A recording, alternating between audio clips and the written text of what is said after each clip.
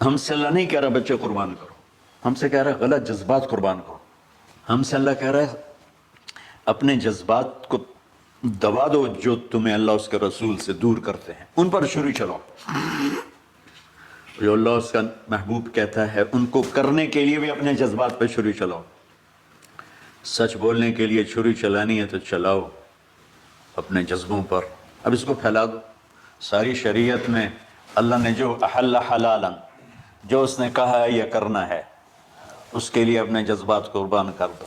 وحرم حراما، اور جو کہتا ہے نہیں کرنا اس کو چھوڑنے کے لیے اپنے جذبات قربان کر دو.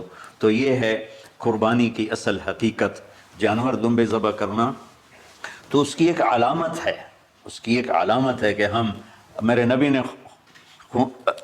نے حج پر 63 اونٹ ذبح کی، اپنے ہاتھ سے ذبح کی. باقی 37 حضرت علی رضی اللہ تعالیٰ علیہ السلام نے ذبح کی. تو بھائیو، قربانی کی اصل یہ ہے کہ ہم اللہ اس کے رسول پر اپنے جذبوں کو قربان کر دیں، اپنے جذبوں کو قربان کر دیں. مولانا ابوالکلام آزاد رحمۃ اللہ علیہ کا میں مضمون پڑھ رہا تھا اسی قربانی پر، تو انہوں نے فرمایا، انہوں نے لکھا، وہ خطابت اور قلم کے تو بادشاہ تھے، واقعی وہ ابوالکلام تھے. انہوں نے لکھا کہ اللہ نے چھری کے لیے چلنا طے کیا ہوا تھا، اللہ نے چھری کے لیے چلنا طے کیا ہوا تھا. جب اسماعیل کو لٹایا گیا تو اسماعیل کو کھینچ لیا، چھری کو روک دیا. جب میرے نبی کے والد کو حضرت عبد المطلب جب زمزم کا کنواں کھود رہے تھے تو باپ بیٹا تھے حارث اور عبد المطلب، تو تھک کر کے ایک دن کہنے لگے یا اللہ اگر تو مجھے 10 بیٹے دے گا نا تو میں ایک تیرے نام پہ قربان کروں گا. اللہ نے 15 دے دیے. جب وہ سارے جوان ہو گئے تو ان کو اکٹھا کیا، بچوں میں نے تو منت مانی تھی. تو انہوں نے کہا ابا جان آپ جس پہ ہاتھ رکھیں گے ہم تیار ہیں. کیا اطاعت ہے. تو کہنے لگے نہیں میں قرعہ ڈالوں گا، جو اس زمانے کا طریقہ تھا وہ تیروں کے ساتھ. تو حضرت عبداللہ کا قرعہ نکل آیا. حضرت عبداللہ سب سے زیادہ محبوب. تو انہوں نے ہاتھ پکڑا، چھرا اٹھایا. عمر بن عاص رضی اللہ عنہ کے والد عاص بن وائل ایک بہت بڑا کام کر گیا، وہ سامنے آ کے کھڑا ہو گیا. کہنے لگا یہ کام نہیں ہوگا. انہوں نے کہا یہ سردار کا بول ہے، کہا آگے بھی سردار کھڑا ہوا ہے، میں یہ ظلم نہیں ہونے دوں گا.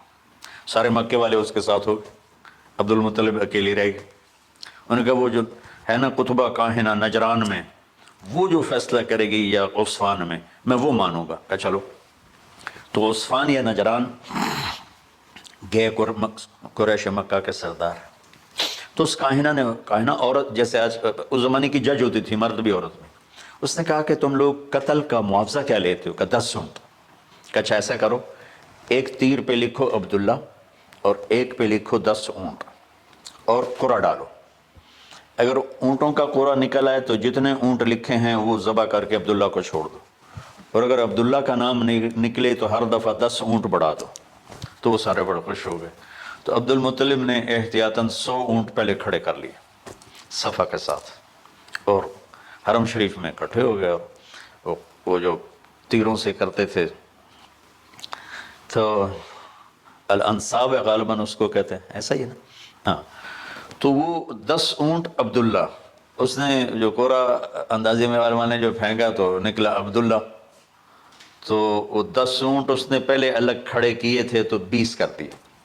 پھر قرعہ ڈالا تو عبداللہ، پھر 10 اور کر کے 30 کر دیے. پھر قرعہ ڈالا تو عبداللہ، پھر 10 اور کیے تو 40 ہو گئے. پھر قرعہ ڈالا تو عبداللہ تو 50 ہو گئے. پھر قرعہ ڈالا تو عبداللہ تو 60 ہو گئے. مکے والوں کی آنکھیں پھٹنے لگی، پسینے آنے لگے. پھر قرعہ ڈالا عبداللہ تو 70 ہو گئے، 80 ہو گئے. 90 جب ہوئے تو سب کی آنکھیں باہر نکل آئی کہ اب پیچھے تو اونٹ ہی ختم ہو گئے. تو پھر قرعہ ڈالا 100 پر تو نکلا 100 اونٹ. تو سب نے نعرے لگائے. تو عبد المطلب کہنے لگے نہیں میں ایک دفعہ اور کروں گا. کیا تو پھر 100 اونٹ. پھر سب نے نعرے لگائے کہ نہیں میں ایک دفعہ اور کروں گا. پھر کیا تو 100 اونٹ. تو پھر عبد المطلب نے حضرت عبداللہ کو آزاد کیا، 100 اونٹ خود ذبح کیے. تو ابوالکلام آزاد رحمۃ اللہ علیہ فرماتے ہیں دوسری دفعہ وہ چھری چلنے لگی حضرت عبداللہ پر. ایک واقعہ بھی اس کے ساتھ عجیب ہے. آپ بازار میں جا رہے تھے حضرت عبداللہ، تو سامنے سے ایک نا پہلی کتابوں کی عالم عورت آ گئی. اس نے اسے دیکھا تو کہا عبداللہ تیری جان بچانے پہ 100 اونٹ لگے تھے نا، کہا ایک رات میرے ساتھ گزار لے 100 اونٹ میں دوں گی.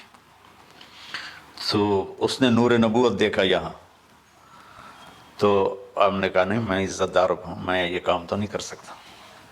تو پھر فرمایا کہ اللہ نے اسماعیل کو نکالا، عبداللہ کو نکالا، لیکن شروع نے چلنا تھا. جب حسین کی باری آئی تو اللہ نے شروع کو کہا چلو، اور وہ کاٹتی چلی گئی گاجر مولی کی. میرے نبی کی ساری نسل زباب کی. کتنا کہا اذکرکم فی اہل بیت، اذکرکم فی اہل بیت، اذکرکم فی اہل بیت.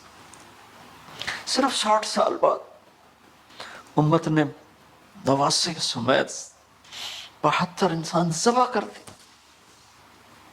ان کے جنازے بھی نہ پڑھنے تھے. اقبال نے کہا تھا نا قتل حسین اصل میں مرگ یزید ہے، اسلام زندہ ہوتا ہے ہر کربلا کے بعد.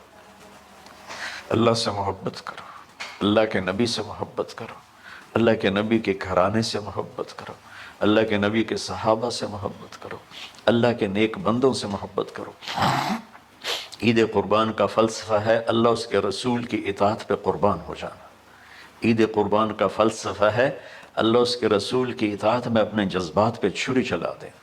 عید قربان کا فلسفہ ہے اللہ اس کے رسول کی اطاعت کے سامنے گردن کو جھکا دینا، اور اس کے لیے جس بھی کڑے امتحان سے گزرنا. ہم اللہ نہ کرے ہم امتحان نہیں مانگتے، یا اللہ نہیں مانگتے، یا اللہ نہیں مانگتے، عافیت مانگتے، عافیت مانگتے.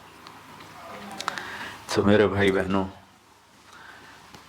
ہم اللہ کی بارگاہ میں جھکے، ہم اللہ کی بارگاہ میں جھکے، اس کے رسول کی بارگاہ میں جھکے، تاکہ ہمارا یہ جہان بنے وہ جہان.